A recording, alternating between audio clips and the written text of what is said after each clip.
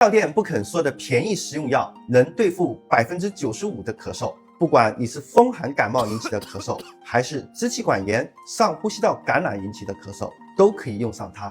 因为太便宜，很多药店都不会主动介绍它。它就是止咳宝片，由止嗽散、二陈汤、灵丹五味姜清汤等多个止咳名方化材而成，能宣肺祛痰、止咳平喘，比较适合咳嗽反复不好，还咳出白色泡沫痰的人。受凉咳嗽比较严重的朋友，这个止咳小方法你都点赞记下来了吗？